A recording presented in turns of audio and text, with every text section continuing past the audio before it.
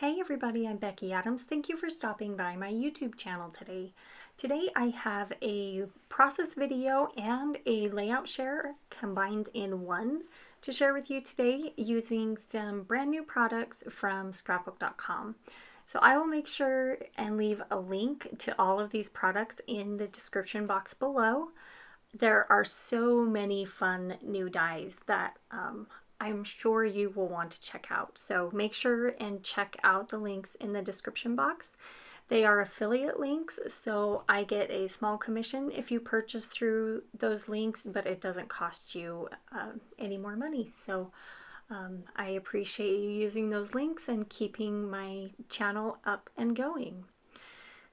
So I am creating a 9x12 layout today using the boho pattern paper, the tall pockets die, the new tall pockets die, and then the new layered butterflies die. So I have these two pockets that I cut out using the tall pockets die, and then I backed them with a piece of coordinating cardstock because I wasn't exactly sure where I wanted to put them anyway, and it made it a little bit easier to slide the journaling card in and out of the pocket. So I adhered the one pocket there on the left, the floral one, and then I'm adhering this other pocket on the right. And I'm using foam adhesive on the right side of that pocket just because the pockets are pretty bulky and I didn't want the pink plaid one, to kind of sag.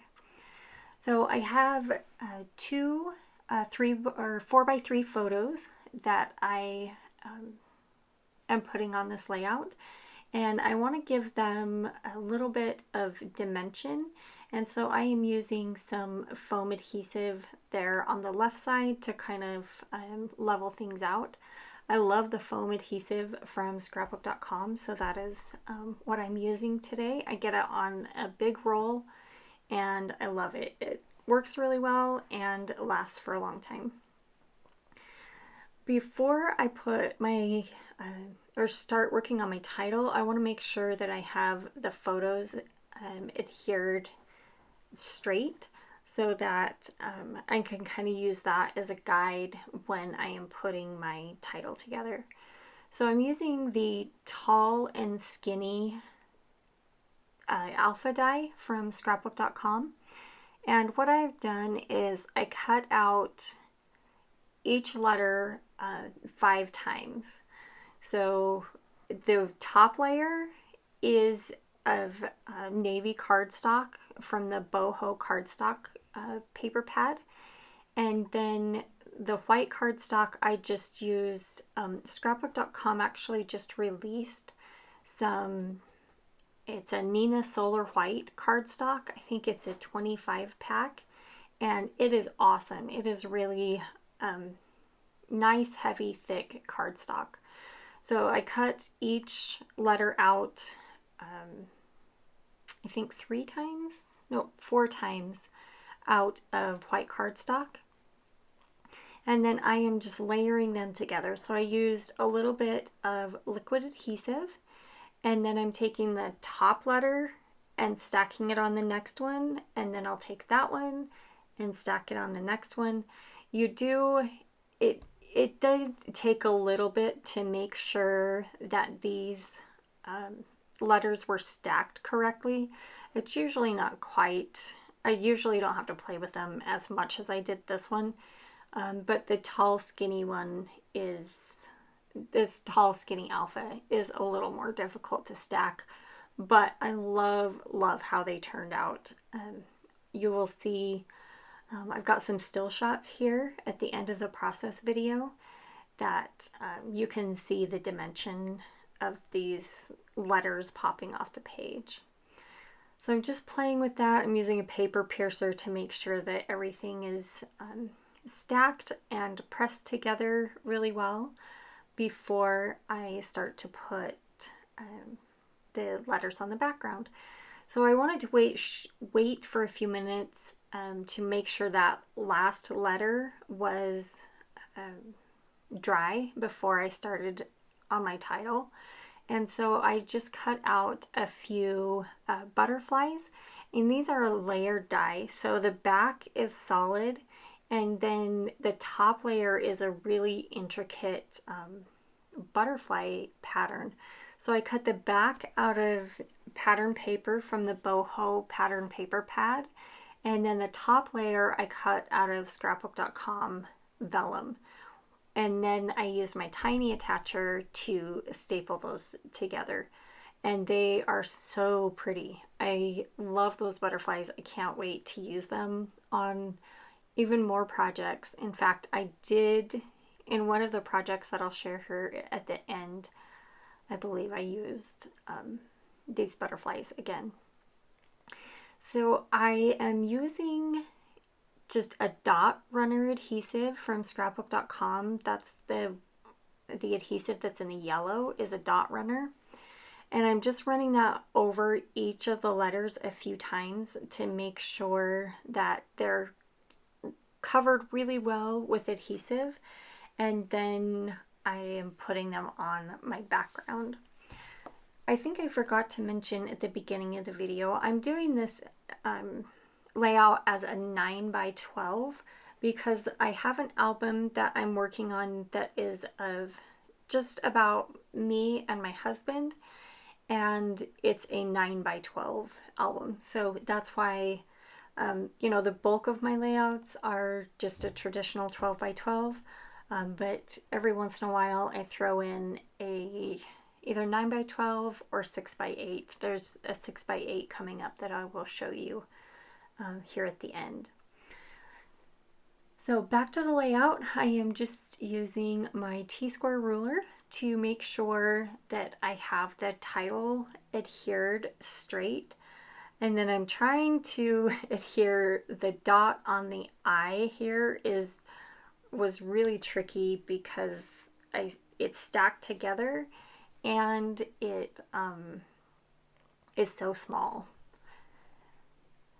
So I'm just putting on some foam squares to pop up that butterfly that is down next to the title, but I did not put any adhesive on the wings because I want those to kind of fold up and come up off the page a little bit more. So on the pocket on the left, so the one, and I think actually I do end up switching which pocket goes in, or which card goes in which pocket. But I took a 6 by 8 journaling card from scrapbook.com and cut it down because I wanted just some lines that I could handwrite.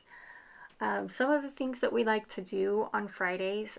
My husband doesn't ever work on Fridays, and I try not to work on Fridays. If I have a project, or a deadline, I do work sometimes, but my husband never works Fridays.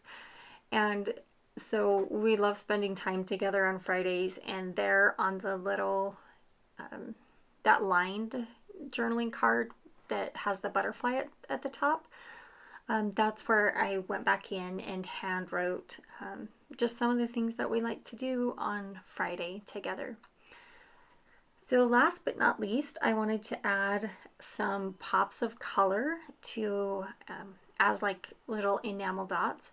And I have those strips where I've just, I have some of the pops of color just on white cardstock so that I can see the exact color when they dry. And ultimately I decided to go with the sage pops of color.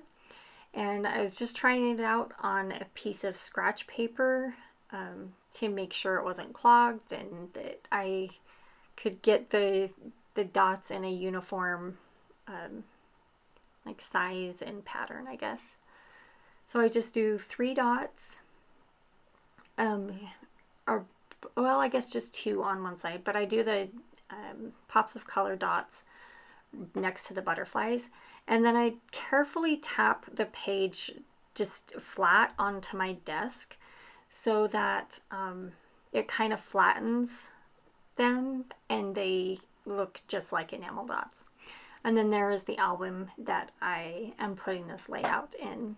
So here's some still shots of the page that we just completed. And then here in just a second, we'll jump into a quick layout share, and I will show you 3 other projects that I did with the newest release of dies from scrapbook.com. So here's the page that we just made today. I went ahead and hand wrote my journaling there on the butterfly pocket. This is a really fun one too. This is a pocket where they're hearts. Oh goodness, I can't get my words out, but yeah, they're heart pockets. That's the word I was looking for.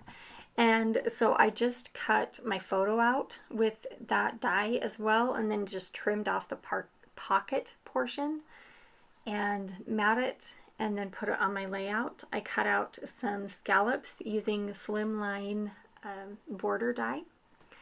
And then here is the 6x8 page I was telling you about. Oops, actually, sorry about that. We'll go to this 12x12 page that is our stockings. And I use the nested stockings die, the snowflake die, and then the title is cut out of, I think it's called the cursive alphabet font. And then I use the tag die to create a little pocket there. And then each of those, or I guess the string is hand stitched. So here's the 6x8 page that I was talking about, and I have a 6x8 gratitude album, and this is a page that I am going to put in that album. This is one of the Velvet albums from Scrapbook.com, and it just has a list of some of my favorite audiobooks. I listen to a lot of audiobooks while I'm working here in my office. And so I just wanted to list some of those audiobooks that I'm grateful for that provide me with a lot of entertainment. So anyway, thank you so much for stopping by. As I mentioned, everything will be linked in the description box below. If you have any questions, let me know. And thank you again for stopping by, and I'll see you again soon.